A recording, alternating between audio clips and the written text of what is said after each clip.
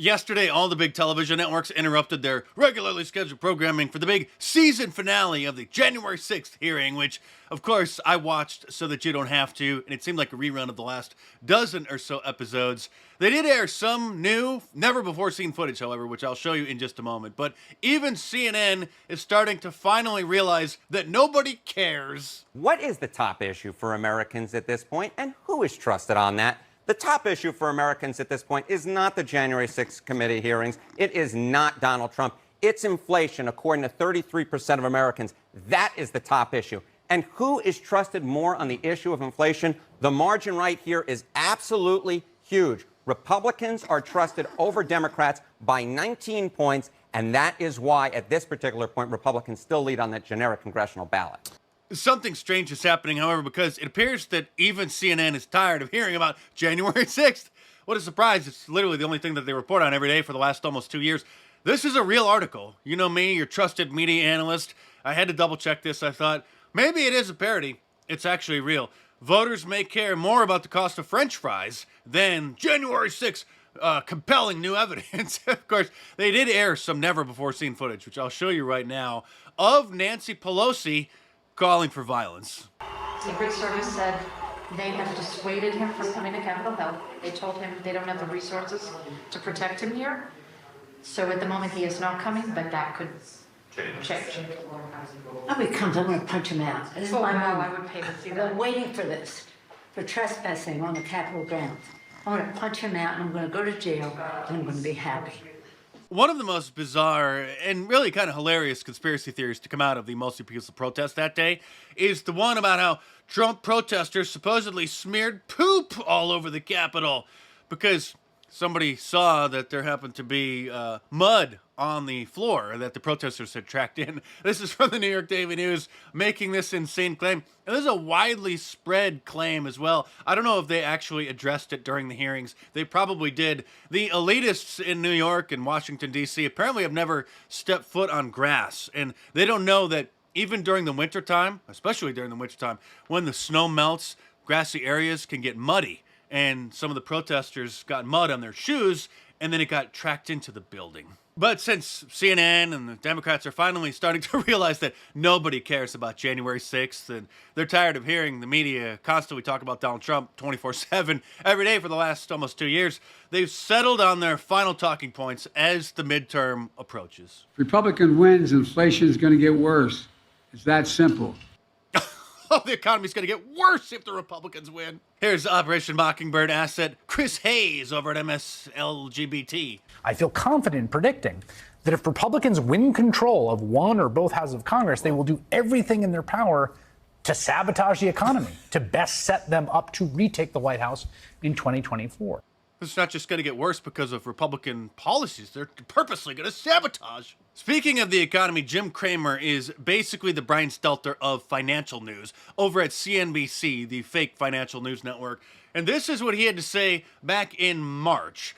This is a real headline again from CNBC. Jim Cramer, I'm shocked that they haven't taken this down. Jim Cramer says that the bear market is over. Well, let's take a look at that. Was at the end of March he made that comment, and the S&P was at about 4,500, and now it's, well, about 1,000 points lower. Jim Cramer is the same guy who urged his viewers over at CNBC not to sell their Bear Stearns stock, which was one of the big banks that collapsed during the 2008 financial crisis. Here he is just literally less than a week before it collapsed. Okay, Peter writes, should I be worried about Bear Stearns in terms of liquidity and get my money out of there? No, no, no. Bear Stearns is fine. Do not take your money out. This is really, look, if there's one takeaway other than the plus 400 somebody, Bear Stearns is not in trouble. I mean, if anything, they're more likely to be taken over. Don't move your money from Bear. That's just being silly. Don't be silly. Their money's back after the break. In other news, the fallout continues from NBC's interview with John Fetterman, the first sit-down interview that he did after his stroke, which revealed that he not only has a hard time speaking, but he has a hard time understanding language. So he has to have a transcription device that prints out what is said so that he can read it because his brain can process the written words. So the entire liberal media industrial complex doing damage control. Here are the old bags at The View, severely upset. You thought it was inappropriate that she said during small talk before our interview. Maybe she's bad at small talk. Maybe it was her. Maybe it's her. I just feel that, you know, I don't know if it was an off-the-record conversation, if the entire interview was off the record, but I know, Sarah, you've interviewed people. We interview people and we have small talk before. That is generally not something that you mention. If you missed yesterday's video, if you didn't see the clip from NBC, when she was doing her report, she said that before the interview, during small talk, without the transcription device, that she said she didn't think that he understood anything that she was saying. Okay, and so they're complaining, the small talk is off the record. She didn't reveal what the small talk was. She was actually just surprisingly doing her job as a reporter and reporting on the condition of John Fetterman. So, of course, the old bags are upset about that, but it gets even better. During when you're being interviewed by an anchor. The other thing that I had a problem with when she's describing all of this, I mean, I don't know about everybody else, but I love closed caption. I watch all of my series closed caption. Nobody watches their television with closed caption on unless you're like in the gym on the treadmill or something. I watch all of my series with closed caption on. It gets even better, however, because a disability advocate has said that because NBC revealed that he is severely disabled, that will, quote, increase violence against disabled people, which is one of the most insane things that I've ever heard. Nobody wants to hurt disabled people. Oh, and I did find a photo of John Fetterman not wearing a hoodie. Surprisingly, wearing an actual suit, which again, I think is dumb. I totally would understand if he doesn't want to wear a tie or even a sports jacket. You know, you want to go out there. Ties are stupid. I saw a couple comments in yesterday's video. What's wrong with ties? They're uncomfortable. They're stupid. It's a dumb tradition that goes back to what they say where you like wrapping protection around your neck so you don't get stabbed in the medieval times or whatever. Okay, it's stupid. But anyway, here he is wearing a suit. And of course, he's still trying to cover up that conjoined twin that's growing out of his neck. In other news, the fallout also continues surrounding Kanye West after he changed the entire conversation about anti-whiteism by wearing a White Lives Matter shirt alongside his friend Candace Owens during his fashion show in Paris. But then he also made some other comments that got many people upset, including many establishment Republicans. My understanding, Will, of what he said is that he claimed that his buddy P. Diddy, who you saw there in the Instagram post, was being controlled by Jewish corporate Hollywood types. That was what I understand what was the statement, which then they said was anti-Semitic and, referenced some tropes. And so then they had to cut him down. Meghan McCain, John McCain's annoying neocon daughter, who was one of the co-hosts of The View, her husband, Ben Domenech, who I think is a host on Fox News. I've seen him hosting shows on Fox News. I don't know if he still is. But he is very upset at Candace Owens for not completely denouncing Kanye West and says that Candace isn't fighting the culture war. She's fighting for TMZ coverage. Yeah, how dare she culture jam the liberal media industrial complex using a celebrity friend of hers to finally get people to start talking about certain issues that have been taboo, like white people's lives matter. As expected, Ben Shapiro is very upset with Kanye. Kanye decided that he was going to go full anti-Semitic. Kanye West anti-Semitic. Kanye West saying an anti-Semitic thing, saying crazy anti-Semitic things, which is anti-Semitism. Kanye West said some anti-Semitic things. And there are no two ways about this. The things that he said are not just like a little anti-Semitic, they're very anti-Semitic. This is all really bad stuff. Suffice to say, this is all very anti-Semitic and really, really bad stuff. He is saying openly anti-Semitic stuff. They are anti-Semitic. I mean, there's no two ways about them. No sympathy for anti-Semitic statements, I think, is a fairly decent rule when it comes to situations like this one. So again, this is an anti-Semitic trope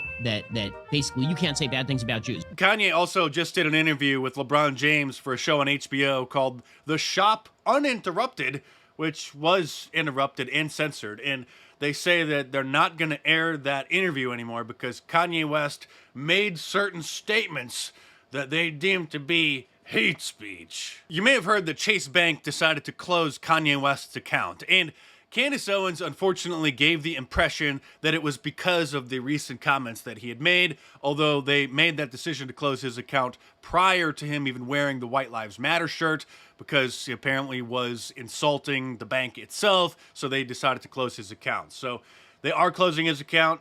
but at least it doesn't have anything to do with him making comments about certain things. Although banks have closed other people's accounts. I just heard that they closed Cat Turd's account.